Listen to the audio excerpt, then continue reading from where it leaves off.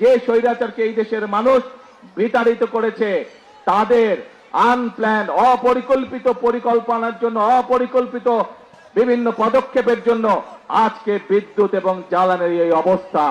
অতীতে যেমন দেখেছে বিএনপি বাংলাদেশ জাতীয়তাবাদী দলকে বাংলাদেশের জনগণ যতবার দেশ পরিচালনার সুযোগ করে দিয়েছে, দেশের দায়িত্ব যতবার অর্পণ করেছে, আমরা দেখেছি কিছু সংখ্যক রাজনৈতিক দল বিশৃঙ্খলা তৈরি করেছে।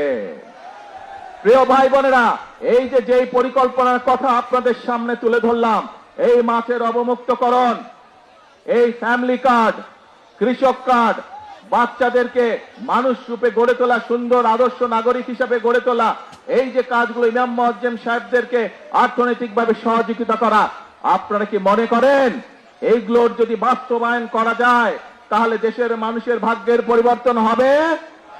কি ভাই মনে করেন? আরে ভাই, কামগুলো তো আপনাদের জন্য কি মনে করেন বলতে হবে তো।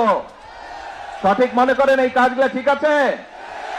যদি এই কাজগুলো ঠিক আছে প্রিয় ভাই বোনেরা, তাহলে এই যে খাল খনন কর্মসূচি বাস্তবায়ন হলে কি গ্রামের মানুষের পানির চাহিদা এবং সেচের সুবিধা বাস্তবায়িত হবে?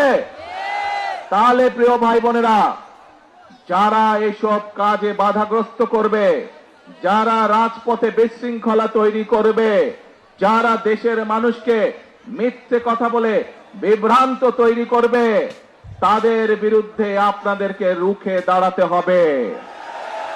আমরা জানি, আমরা দেখেছি, আমরা দেখছি এখনো যে স্বৈরাচার এই দেশ থেকে পালিয়ে গিয়েছে, যারা বাংলাদেশের মানুষের কথা বলার অধিকারকে গলা টিপে মারতে চেয়েছিল, যারা বাংলাদেশের রাজনৈতিক অধিকার, মানুষের রাজনৈতিক অধিকারকে কেড়ে নিতে চেয়েছিল, যারা বাংলাদেশের মানুষের ভাগ্যের পরিবর্তনকে স্টপ করে দিতে চেয়েছিল, তাদের বিরুদ্ধে এই বাংলাদেশের মানুষ রুখে দাঁড়িয়েছিল এবং তাদেরকে এই দেশ থেকে তারা বিতাড়িত করে দিয়েছে।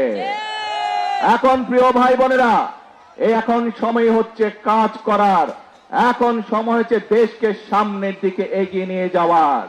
কাজেই দেশকে যদি আমরা সামনে এগিয়ে নিয়ে যেতে না পারি তাহলে এই দেশের মানুষকে কষ্ট করে থাকতে হবে। আমরা দেখেছি বিগত দিনে কিভাবে এই দেশের মানুষের অর্থ সম্পদ লুটপাট করে বিদেশে পাচার করে দেওয়া হয়েছিল। সেই পাচারকারীদেরকে এই দেশের মানুষ বিতাড়িত করে দিয়েছে এই দেশ থেকে। এখন সেই জন্য সময় হচ্ছে আমাদেরকে সকলকে হাতে হাত রেখে কাজ শুরু করতে হবে। কোন সেই কাজ? রাষ্ট্র মেরামতের কাজ শুরু করতে হবে। আমাদেরকে একসাথে হাতে হাত রেখে কাজ শুরু করতে হবে। কোন সেই কাজ? দেশ পুনর্গঠনের কাজ আমাদেরকে করতে হবে প্রিয় ভাই বোনেরা। কারণ এই দেশের মালিক হচ্ছে বাংলাদেশের জনগণ। এই দেশকে যদি গড়ে তুলতে হয় তাহলে বাংলাদেশের জনগণেরই সামনে এগিয়ে আসতে হবে। এই দেশের মানুষের গণতান্ত্রিক অধিকারকে যদি সমুন্নত রাখতে হয় তাহলে বাংলাদেশের জনগণকে যেই ছাত্র জনতা 24-এর 5ই আগস্ট রাজপথে নেমে এসে স্বৈরাচারকে বিতাড়িত করেছিল, সেই জনগণকে সতর্ক থাকতে হবে। যারা এই দেশের মানুষের স্বার্থের বিরুদ্ধে কথা বলবে, যারা এই দেশের মানুষের জন্য নেওয়া বাস্তব পদক্ষেপগুলোতে বিশৃঙ্খলা তৈরি করবে, তাদের ব্যাপারে আমাদেরকে সতর্ক থাকতে হবে। প্রিয় ভাই বোনেরা, আমরা জানি একদিনে সকল সমস্যার সমাধান হবে না। যেভাবে স্বৈরাচার এই দেশের অর্থনীতি বলেন, এই দেশের পররাষ্ট্রনীতি বলেন, এই দেশের শিক্ষা ব্যবস্থা বলেন, এই দেশের স্বাস্থ্য ব্যবস্থা বলেন, প্রত্যেকটি ব্যবস্থাকে ধ্বংসপ্রাপ্ত করে দিয়ে গেছিল, সেই আমরা সরকার গঠন করার পরে দেশের সকল অবস্থাকে আমরা ধ্বংসপ্রাপ্ত পেয়েছি। সেজন্যই প্রিয় ভাই বোনেরা, আমাদেরকে ধ্বংস থেকে গড়ে তুলতে হচ্ছে।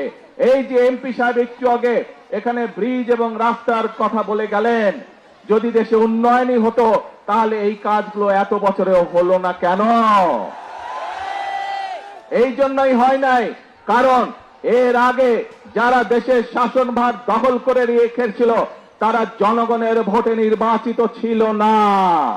তারা জোর করে ক্ষমতা দখল করে রেখেছিল এবং সেজন্যই তারা জনগণের জন্য কোনো কাজ করে নাই। আমরা দেখেছি, আমি জানি সমগ্র দেশের মানুষ, বিভিন্ন শুধু ঢাকা শহর না, ঢাকা সহ বাংলাদেশের সকল মানুষ, সকল জেলা উপজেলার বহু মানুষ বিদ্যুতের কষ্ট ভোগ করছেন এই মুহূর্তে। কিন্তু এই যে বিদ্যুতের সমস্যা, এই সমস্যা স্বৈরাচার, যে স্বৈরাচারকে এই দেশের মানুষ বিতাড়িত করেছে, তাদের আনপ্ল্যান, অপরিকল্পিত পরিকল্পনার জন্য, অপরিকল্পিত বিভিন্ন পদক্ষেপের জন্য আজকে বিদ্যুৎ এবং জ্বালানির এই অবস্থা।